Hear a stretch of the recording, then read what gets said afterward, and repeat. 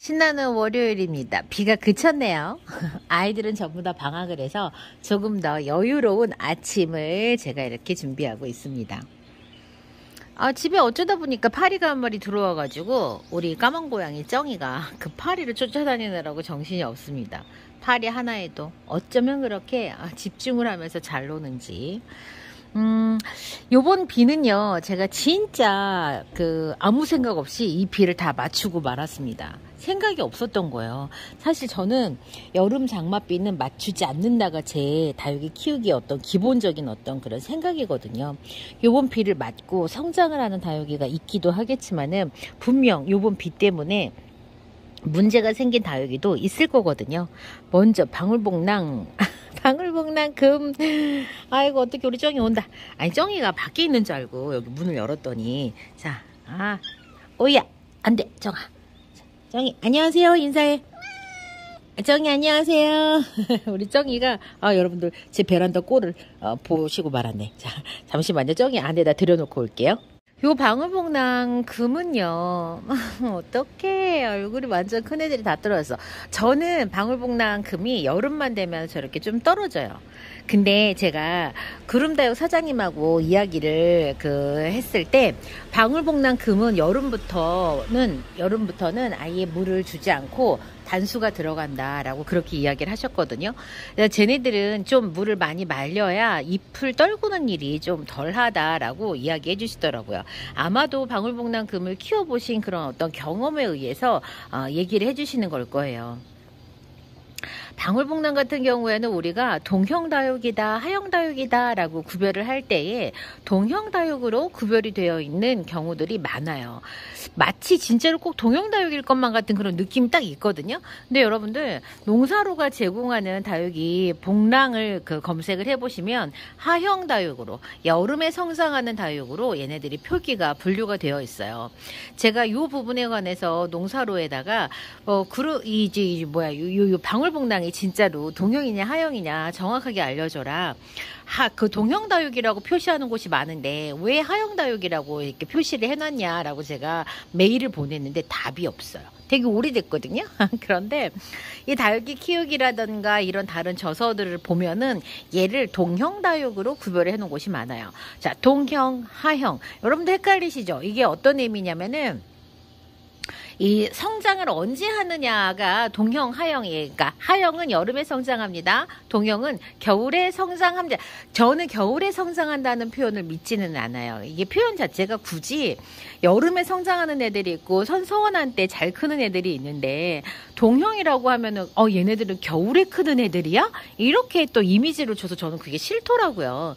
여러분들 겨울은요 어떤 식물도 성장하기에 적합하지는 않아요. 특히 우리나라 겨울은. 근데 이제 요 다육이가 원산지가 뭐 겨울이어도 뭐 상시 5도 이상이고 상시 5도 이상 10도 이상이어가지고 뭐 괜찮다 그러면 또 모르겠어요. 근데 여러분들 그건 좀 아니지 않아요?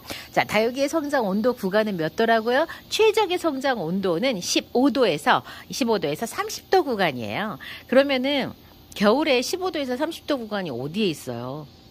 그래서 그냥 여름에 성장보다는 여름에 잠깐 휴면을 하는 거. 고온기와 이런 그러니까 온도가 너무 높았을 때 성장이 둔화되는 그런 동물? 식물들을 그냥 동형다육이라고 이렇게 분류를 했다라고 이해하시는 것이 더 좋고 겨울에 막 엄청 막 잘 성장할 거라고 착각하시면 안 되죠. 저는 그렇게 생각하거든요.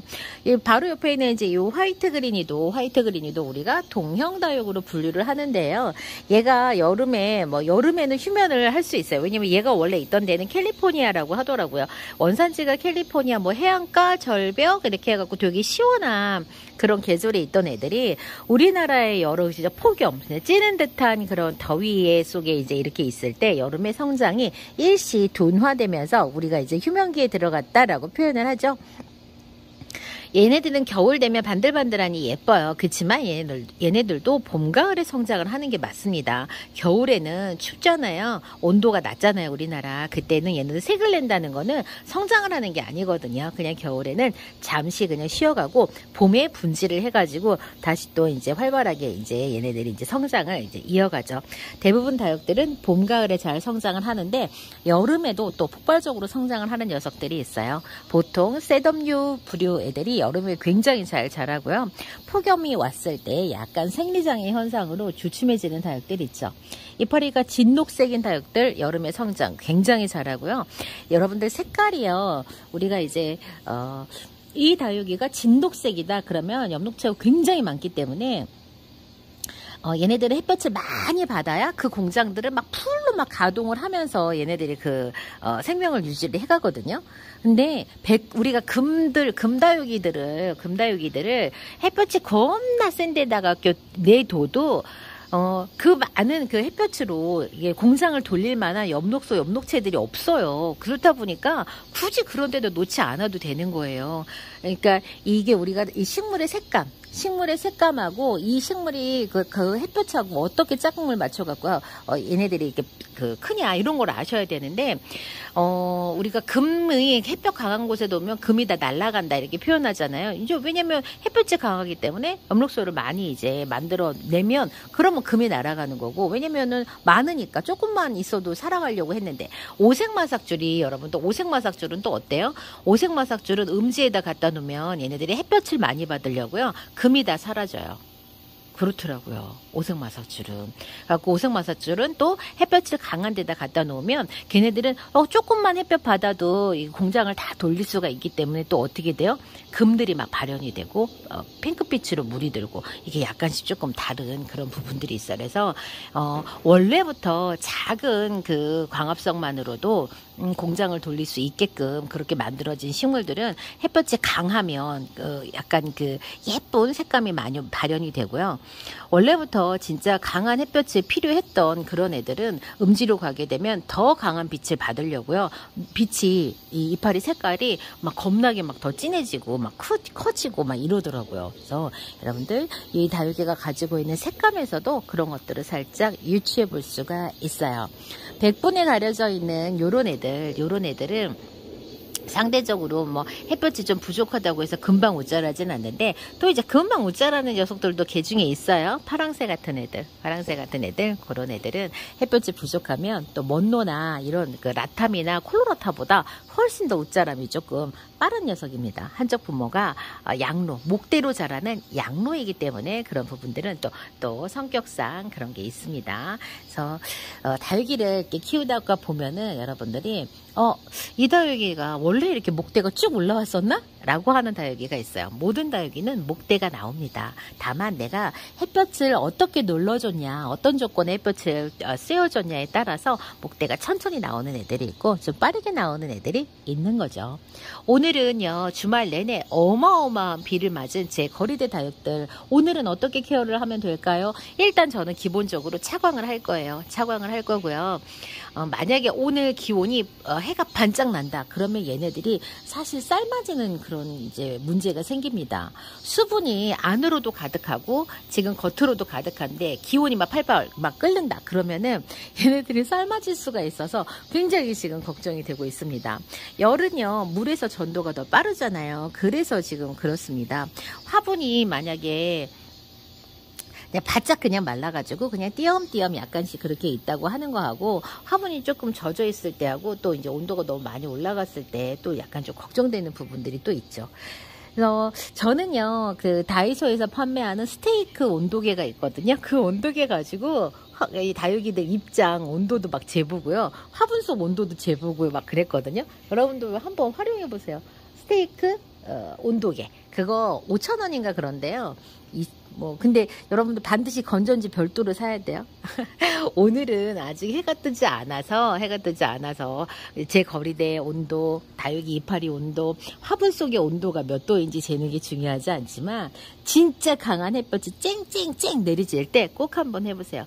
그리고 또 하나 알려드릴 거는, 자, 거리대가 이렇게 풀로 찼다. 여러분들이 충실하게 상토 30%와 마사 70% 정도의 어떤 비율로 다육이 배양토를 사용하고 계시다면 화분 거리대 무게가 전체적으로 비가 100% 젖었을 때 30% 정도 증가를 합니다. 그래서 저는 기본적으로 비를 맞추고 싶을 때는 30%를 좀 화분을 철수를 한 다음에 맞춰서 이 무게를 조금 같이 좀 그대로 유지를 하려고 좀 애를 쓰는 편이에요. 제가 무게에 조금 예민하다 보니까. 오늘 월요일 주말 내내 겁나게 비가 오더니 아침부터 새벽부터 좀 비가 그쳤어요. 그래갖고 제가 벌써 아파트 단지를 지금 거의 8,000보 가까이 걷고 들어와서 씻고 이렇게 출근하기 전에 여러분과 비를 그냥 훔심 맞은 제 다육들 보면서 또 이야기 드리고 있습니다. 이번 비가 독이 되었을 다육들이 분명히 있을 겁니다. 그리고 통풍이 잘 안 되면 이제 어떻게 되냐면 이 마른 잎 하엽 있죠. 그 하엽에서 곰팡이가 생길 수도 있습니다. 근데 확실히 다른 거는 키핑장 애들은 곰팡이가 생기는데 그래도 이 거리대에 해놓은 애들은 곰팡이가 덜 생기는 걸 보면서 역시 이 거리대만 할 수 있다면 진짜 키핑장 환경보다도 이 거리대가 더 좋은데 라고 하는 생각을 제가 조금 많이 하고 있습니다. 이번 시간 월요일 비가 오지 않아서 참 다행이다 생각을 하면서 홈박 비를 맞은 제 다육들 이제 열심히 이제 또 말려야 되겠다 이렇게 생각하면서 영상 준비했습니다.